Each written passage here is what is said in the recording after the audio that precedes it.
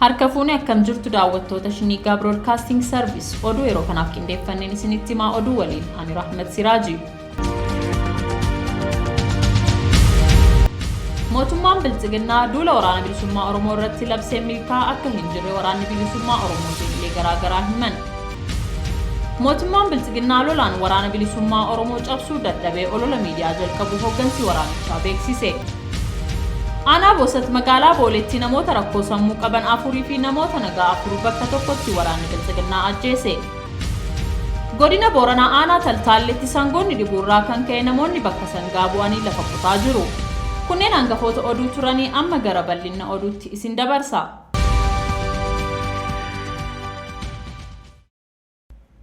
Mootummaan Biltsiginnaa duula waraana bilisummaa Oromoo irratti labsee milkaa'aa akka hin jirre waraanni bilisummaa Oromoo zooniilee garaagaraa himan. Waraanni bilisummaa Oromoo zoonii kibbaa waraana murna Biltsiginnaa kanneen godina 8 irraa walitti ba'uun Cibraan Soddoon Booroo balleessuuf ba'an irratti torbaanota kana keessa tarkaanfii fudhateen hedduu isaanii akka baalaa harcaasu beeksisee jira. Haaluma kanaan waraanni bilisummaa Oromoo zoonii kibbaa Ebla 21/2022 waraana Biltsiginnaa malkaa gubbaa qabachuun galaa fudhachuuf gara bulbulaatti socho'aa turan irratti lola baneen bakka addaa Kuubii Daalatti jedhamtutti loltoota Biltsiginnaa 35 ajjeesee 30 ol madoo cimaan adabee jiraachuu ifoomsee jira. Lolli kun ganama sa'aatii 1 irraa hanga guyyaa sa'aatii 6tti gaggeeffamu Shinniigaan odeeffatee jira. Oduma wal fakkaatuun Ebla 21/2022 waraanni bilisummaa Oromoo zoonii kibbaa godina Gujii bahaa magaalaa Nageellee Booranaa irraa waraana Biltsiginnaa gara aanaa Gumii Eldalloo imalaa turan ganda boobaa bakka addaa Iliddoo jedhamutti ganama sa'aatii 3 irratti haleellaa irratti raawwateen 12 ajjeesee 17 ol madeessuun injifannoo boonsaa galmeessuu himee jira. Waraanni bilisummaa Oromoo zoonii giddu galeessaas godina lixa shaggara aanaa Gandabiratii fi Aboonaa Gandabiratitti waraana Biltsiginnaa irratti tarkaanfii fudhachaa jiraachuu hime. Ebla 21/2022 aanaa Gandabirat ganda Kaloo Badhaasaa bakka addaa Leedii jedhamutti jajjabeen waraana bilisummaa Oromoo Buttaan Tulluu Leemaatu waraana murna Biltsiginnaa waliin lola jabaa gaggeessaa turuu beeksisee jira. Ebla 20/21/2022 aanaa Aboonaa Gandabirat ganda Doogomaa Yaagoot bakka addaa Hokkotti Buttaan Risaan Laga Mogorii fi Tulluu Leemaat lola gaggeessaniin waraana Biltsiginnaa hedduu fixuu himanii jiru. Lola kanaan hoogganaan waraana Biltsiginnaa ajjeefamuunis beekamee jira. Reeffa qondaala waraana kanas mootummaan Biltsiginnaa helikopteraan kaafachuudha waraanni bilisummaa Oromoo Oonichaa kan beeksise. Mootummaan Biltsiginnaa lolaan waraana bilisummaa Oromoo cabsuu dadhabee olola miidiyaa jalqabu hooggansi waraanichaa beeksise. Kanarratti gabaasa qabna. Mootummaan Biltsiginnaa lola waraana bilisummaa Oromoon balleessa jedhuun labsetti milkaa'uu waan dadhabeef waliin dubbii hooggantoota waraana bilisummaa Oromoo gidduutti kanaan dura taasifame akka waan ammatti ta'etti dhiyeessee ololaaf itti dhimma ba'aa jira jedhe hooggansi adda bilisummaa Oromoo waraana bilisummaa Oromoo. Waliin dubbiin kun kan yeroo dheeraa dura ta'e haala qabatamaa amma jiru kan hin ibsinee fi qabiyyeensaas hooggansi waraana bilisummaa Oromoo aantummaa hin raafamne uummata isaatiif qabaachuu kan agarsiisudha jedhe. Waliin dubbii ajaja waliigalaa waraana bilisummaa Oromoo Marroo Dirribaa fi ajaja zoonii giddu galeessaa sanyii nagaasaa gidduutti taasifamedha jedhamuun sagaleen dhoksaa waraabamee tibbana miidiyaalee hawaasaa irratti gadi lakkifame kun dubbii ijoo ta'eera. Miidiyaaleen afaan Biltsiginnaas sagalee kana bu'uura godhachuun dookimeentarii qabsoo waraanni bilisummaa Oromootti jiru xiqqeessuuf xureessuu hooggantoota waraana bilisummaa Oromoo si'akku facaasoo eegalanii jiru. Sagaleen gadi lakkifame kan hoogganoota waraana bilisummaa Oromoo maqaan eeramee ta'uun dhugaadha kan jedhan yuumni yookaan gorsaan ajajaa olaanaa adda bilisummaa Oromoo waraana bilisummaa Oromoo obbo Jireenyaa Guddataa haa ta'u malee waliin dubbii amma taasifame miti qabiyyeen haasaa kanaas haala amma jiru kan ibsu miti jedhan. Bara teekinooloojii kana waaja jallisuu jechuun hin danda'amu ammoo sagaleen kun kanuma isaaniiti. Sagaleen kun kan yeroo dhiyoo miti sana booda waa hedduutu ta'e waa hedduutu sirreeffamee jedhan. Waliin dubbiin kun irra jireessaan rakkoo naamusaa waraana bilisummaa Oromoo biratti mul'atu irratti kan xiyyeeffatedha. Waraanni bilisummaa Oromoo sadarkaa naamusaa isaarraa eegamurraa gadi bu'ee mul'achuu hin qabu. Uummata qabsaa'uuf dararuun irra hin jiraatu yaadni jedhu waliin dubbii hooggantoota kanarraa irra deddeebiin dhaga'ama.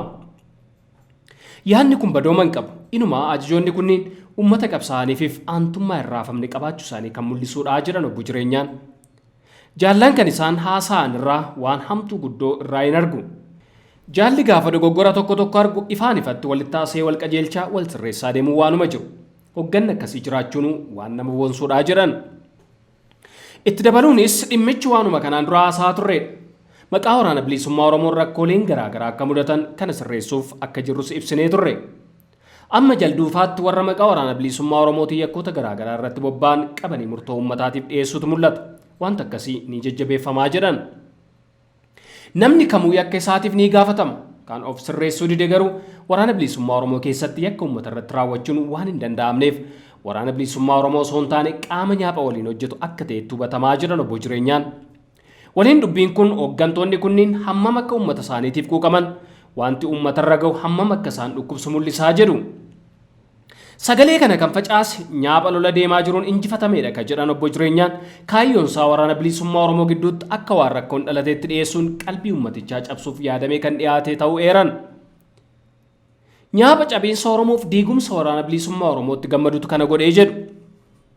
Nyaapni holola waraana bilisummaa Oromoo keessatti rakkoon uumameera jedhu facaasuun qalbii Oromoo cabsuuf tattaafataa jiraachuu eeranii sagaleen faca'aa jirus kan ture ta'uu ergasii waa hedduun sirrachuun toora qabachuu fi waraanni bilisummaa Oromoo ergasii lola hedduutti seenuun injifannoo boonsaa galmeessaa jiraachuu irra deebiin hubachiisaniiru.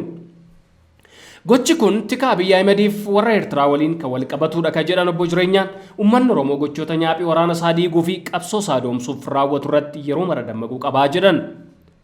Hooggansa waraana bilisummaa Oromoo gidduu garaagarummaan kaayyoo tokkollee kan hin jirre ta'uu ibsanii garaagarummaan hojii keessatti dhalatullee yoo jiraates waraanni bilisummaa Oromoo mariin furataa deema ifatti walitti haasa'uun ammoo aadaadhuma waraanaati jedhan.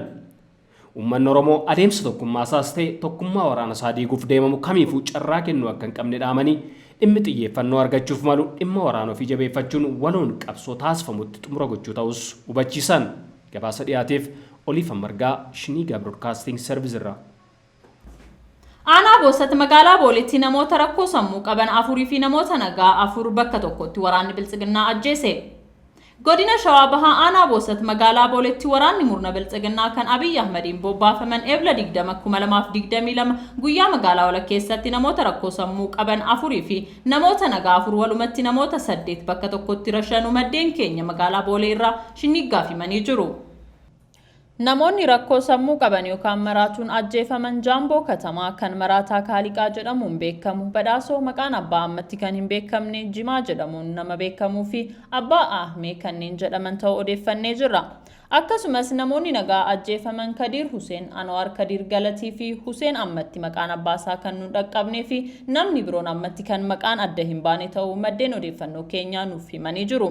Namoonni ajjeefaman kunneen maqaa Shanee Tumsitu jedhuun qofaan akka ta'ee fi namoota rakkoo sammuun magaalattii keessatti beekaman illee maquma kanaan akka ajjeesanidha Shinniiggaan kan odeeffate. Akka maddeen jedhanitti gochi shororkeessummaa kun erga raawwatee namoonni mana keessaa gadi ba'aa akka hin jirree fi haalli magaalaa Boolee keessa jiru haalaan nama yaaddeessaa ta'uu dubbatu. Waraanni mootummaa Biltsiginnaa maqaa duula farra riphee lolaa jedhuun Oromiyaa irratti bobba'ee baatii tokko keessatti waraana bilisummaa Oromoo balleessina jechuun dhaadatee akka inni yaade waan hin taaneef uummata nagaa ajjeesutti gadi taa'ee akka jiru maddeen bakka garaagaraa irraa nuuf himaa jiru. Shawaa Lixaa Aanaa Abunaa Ganda Birat ganda doggommaa kibbitti haleellaa qilleensarraa uummata nagaa irratti xiyyaafate raawwatamuu jiraattonni himan. Kaleessa haleellaan diroonii kun raawwatamuun dura helikooftariin waraanaa naannicha marsaa turuu kan himan maddeen gara galgalaa ganda doggommaa kibbi jedhamutti yeroo 2 haleellaa diroonii raawwatamuu ibsanii jiru. Haleellaa kanaan guututti uummanni nagaa miidhamuu yoo xiqqaate lubbuun namoota 15 darbuu fi horii fi midhaan dabalatee qe'ee fi qabeenya hawaasaa manca'uu ibsan. Aanichatti torban kamisa darbeerraa eegalee lolli guddaan waraana mootummaa fi waraana bilisummaa Oromoo gidduutti gaggeeffamaa jiraachuu kan ibsan jiraattonni Aanaa Abunaa Ganda Birat battala haleellaan diroonii kun raawwatametti garuu ganda haleellaan kun irratti raawwatame keessa lolli akka hin turre himan. Haleellaa raawwatamee fi lola tibbanaa hordofee gandoota doggomaa kibbii fi doggomaa yaagot jedhaman keessa uummanni buqqee bosonatti baqatee jira. Waraanni mootummaa qe'ee keenyatti nu fixaa jira. Gama daangaa naannoo Amaaraatiinis milishaa faannoo nutti bobbaasaa jira kan jedhan jiraattonni aanichaa Oromoon martii hawaasa qeesaa irratti dhumaa jiru kanaaf sagalee akka ta'u gaafatanii jiru. Bulchiinsi Abiyyi Ahmed kana duras Walloo, Wallaggaa fi Tigraayitti irra deddeebiin haleellaa diroonii raawwachuun lubbuu lammiilee nagaa fi qabeenya hawaasaa hedduu balleessuun yakka waraanaa raawwataa turuun waan yaadatamudha. Gama biroon lola jabaa tibbana aanaalee Ganda Biratii fi Abunaa Ganda Biratitti gaggeeffamaa jiru wal qabatee waraanni bilisummaa Oromoo injifannoo guddaa waraana mootummaa irratti gonfachaa jiraachuu ibsee jira.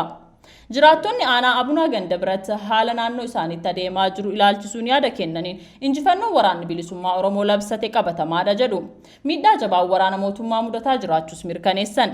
Lola kanaan qondaalli olaanaan waraana Biltsiginnaa maqaan isaa yeroof adda hin baane loltoota waraana bilisummaa Oromootiin haleelamuu kan ibsan maddeen waraanaa qondaalli waraanaa rukutame kunis helikooftariin ergamee fi kaafamuu himan. Jiraattonni naannoo helikooftari waraanaa naannichatti argamuun qabatama ta'uu mirkaneessanii jiru. Kana malees waraanni mootummaa lakkoofsaan guddaan dhumachuu quba qabna jedhan. Haleellaan diroonii aanaa Abuna Gandabirat ganda Dogomaa Kibbittiin raawwatames taatee kana hordofuun akka ta'e ibsamee jira. Gandabiratii fi Abuna Gandabirat dabalatee aanaalee godina Shawaa Lixaa, Shawaa Kibbaa Lixaa fi Salaalitti itti fufiinsaan lolli deemaa jiraachuu odeeffannee jirra. Amurutti namoonni 20,000 caalan faannoon buqqifaman. Godina Horroo Guduruu Wallaggaatti bulchiinsi aanaa Amuruu hanga ammaatti ragaa walitti qabameen namoonni 20,000 caalan shororkeessitoota faannootiin buqqaafamuun akka mirkanaa'e beeksisee jira. Namoonni kunneen gargaarsa akka hin argannes ibsee jira. Itti gaafatamaan waajjira sodaa balaa aanaa Amuruu obbo Garbii Gammachuu yaada kennaniin humnoonni shororkeessitoota faannoo uummata gidiraa keessa erga seensuu jalqabanii bubbuluu himan. Humnoota shororkeessitoota kanaan namoonni 20,000 caalan buqqa'anii jiru jedhan. Godina Horroo Guduruu Wallaggaa aanaa Amuruu keessatti namoonni gandoota 18 irraa buqqaan gama isaaniitiin deeggarsa midhaan nyaataa fi uffataa malee dirreerra qubatanii akka jiran himatu. Mana barumsaa fi gaaddisa mukaa jala jirra kan jedhan jiraattonni kunneen mootummaanis ta'ee dhaabbileen deeggarsa namoomaa taasisan quban hin qaban jechuun komatu. Dhimma kana ilaalchisuun itti gaafatamaan waajjira sodaa balaa aanaa Amuruu obbo Garbii Gammachuu akka jedhanitti komeen jiraattotaa dhugaa ta'uu amananii jiru. Waajjirri isaanii rakkoo kana furuuf waan humna isaa yaalaa jiraachuu himan. Namoonni hanga ammaatti buqqaafaman baay'inni isaanii naannawa 20,400 akka ta'e eeranii lammiileen kunneen rakkoo keessa akka jiranii fi deeggarsi midhaan nyaataa gahaan akka isaaniif hin taasifamin dubbatan. Gabaasa jiru qaama olaanuuf dabarsinee jirra kan jedhan obbo Garbiin hanga ammaattis dhaabbilee amantii garaagaraa irraa deeggarsa arganne malee mootummaa fi dhaabbilee deeggarsa namoomaa gara aanichaa dhufan hin jiran jedhanii jiru.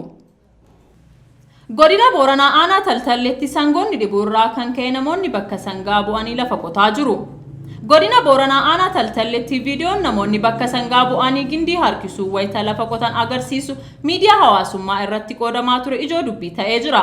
Ta'in hin baratamne kana namoonni kaan wayita dinqisifatan kaan isaaniif gadduu miidiyaalee hawaasummaa akka Facebook irratti ibsanii jiru. Viidiyoo sana irratti namoonni 2 yookaan 3 ta'anii bakka qotiyyoo bu'uun wayita gindii harkisan mul'atu. Maalirraa ka'uun namoonni bakka sangaa bu'anii gindii harkisuuf lafa qotuu akka eegalan dargaggoo aanaa Taltaallee ganda biilee daandii qotiinsa kana keessatti hirmaatee Turaa Boobbaa namni jedhamu yaada kennee jira.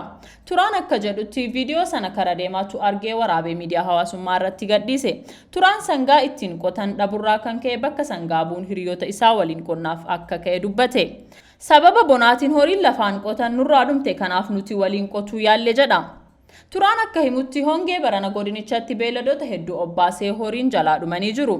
Horiin duraan ittiin qotannu sababa hongee kanaatiin dhabne namoota 5 wal xabanne akka qotiyyootti qotne jedha. Akkaataa kanaan lafa isaanii qotachaa kan ollaa isaaniillee qotaa akka turan hima Turaan. Namoonni waliin qotaa turre jedhu kunneen dargaggeeyyii umrii isaanii ganna 25 yoo ta'an jaarsa tokko callaattu nu keessa jira jedha Turaan. US miidhamtoota Tigraay Affaarii fi naannoo biraaf dabalataan $300 miliyoona arjoomte kanarratti gabaasa qabna. Ameerikaan rakkoo kaaba Itoophiyaatti uumameef kan ta'u deeggarsa namoomaa $313 miliyoona tilmaamuu kennuu ibsite. Dhaabbanni deeggarsaa kan mootummaa Ameerikaa ta'e USAID'n deeggarsi kennamu kun waraana kaaba Itoophiyaatti itti fufeef rakkoo isa hordofee mudateef akkasumas lammiilee rakkoo keessatti argamaniif kan ta'uudha jedhe. Ibsa dhaabbatichi kamisa baaseen waraana naannoo Tigraay Amaaraaf Affaar keessatti raawwatame lammiilee miliyoona 9 ta'an waan deeggarsa namoomaa gahaa ta'e hin arganneef rakkoo hanqina nyaataa cimaaf saaxilamaniiru kanneen miliyoona 2 ta'an ammoo qe'ee qabeenya isaaniirraa buqqa'aniiru jedhe. Keessattuu Tigraayitti jiraattonni harka 90 ta'an deeggarsa akka eeggatan dhaabbatichi himeera. Affaar Amaaraaf Tigraayitti walumaa galatti lammiileen miliyoona 1 hanga waxabajjiitti deeggarsa tattamaa yoo argatan malee beela cimaaf saaxilamuu akka danda'an duraan ragaa kennuu dhaabbatichi yaadateera. Deeggarsa Ameerikaa kamisa kaleessaa ifa ta'e kunis lammiilee miliyoona 7 ta'aniif nyaata tattamaa fi nyaata gabbisan dhiyeessuuf galteewwan dhaabbilee fayyaa naannawaa sanaa cimsuuf yaalii gareewwan hordoffii fayyaa socho'an dhukkuboota to'achuuf taasisan kan deeggaruudhaa jedhameera. Kanaan alatti namoota miidhaan saalaan irra ga'e deeggarsa qorqalbii akka argatanii fi daa'imman waraanichaan miidhaman baraaruuf akkasumas meeshaalee namoomaa barbaachisoo ta'an iddoowwan baadiyyaa fagootti geessuuf kan gargaaru ta'a jechuun hime ibsi dhaabbatichaa.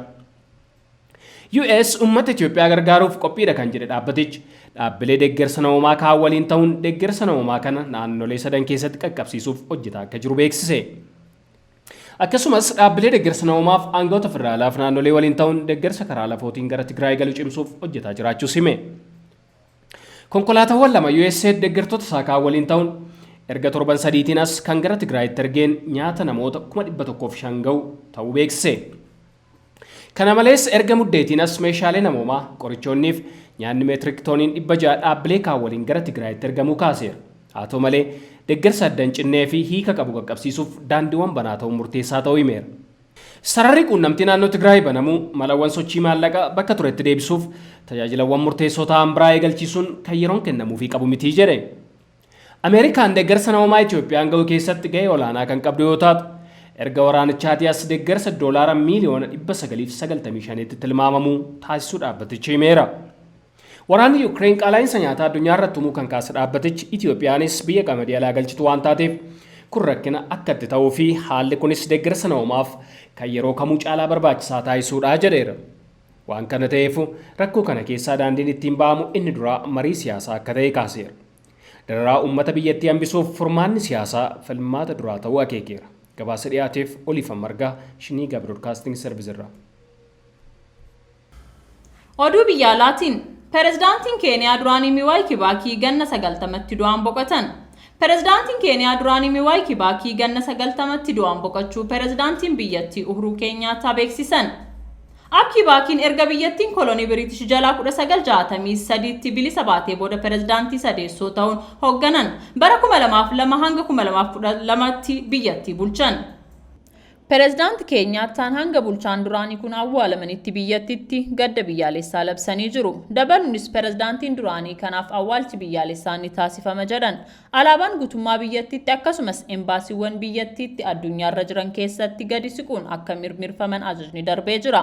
Oduun boqochuu isaanii erga dhagahame kaasee qaamoleen garaagaraa gadda isaanii ibsachaa jiru. Pireezidaantiin ittaanaa biyyattii Wiiliyaam Ruutoo wayita Kibakiin aangoorra turan ministeera ta'uun kan tajaajilan yoo ta'u ilma biyyaa cimaa jechuun lallisan. Namni siyaasaa beekamaan Musaaliyaa Mudaavaadis bara Kibakii keessa ministeera muummee ittaanaa ta'uun tajaajilanii turan. Lammii Keenyaa qaalii qabsoo biyyattii waanjoo kolonii jalaa baasuuf taasifame keessaa kan qooda fudhatanii fi bu'aa dinagdee biyyattiin har'a dandamachaa jirtuuf bu'uura nama kaa'anidha jedhan. Biriteen loltoota Yuukireen UK keessatti leenjisaa jirti jedhan muummee ministeera Boris Johnson. Ministeerri muummee Boris Johnson loltoonni Yuukireen UK keessatti konkolaatota waraanaa Biriteen kennaa jirtu akka itti fayyadaman leenji'aa jiru jedhan. Yeroo ammaa kana loltoota Yuukireen Poolaand keessatti farra xiyyaara waraanaa irratti leenjii kennaa jirra. UK keessatti immoo konkolaatota waraanaa irratti leenjiin kennamaa jira jechuun gaazexeessitoota daawwannaa hojiif Indiyaa wajjin deemanitti himanii jiru. Dubbi himaan ministeera muummee kanaa loltoonni kunneen konkolaataa Biriteen irraa kenname irratti leenjii fudhataa jiru jedhan. Biriteen konkolaataa waraanaa 120 Yuukireeniif kan kennite yoo ta'u naannoo sakatta'uuf kan gargaaranis keessatti argamu. Dubbi himaan kun Biriteenii fi biyyoota wal deeggaran biroo meeshaalee waraanaa Yuukireen kana dura fayyadamtee hin beekne kennaafii jiru jedhan. Loltoonni kunneen fayyadama meeshaalee kanneen irratti leenjii bu'uuraa argachuu mala jedhan. Kuni akka dubbii abaasutti ilaalamuu mala garuu akka mootummaa Puutiin dubbii kan hammeessee jiru hin jiru jedhan. Egaan daawwattoota keenya oduun yeroo kanaaf qindeeffanne kan hanga ammaa ture qophiilee Shiniigaa waliin turtii gaarii.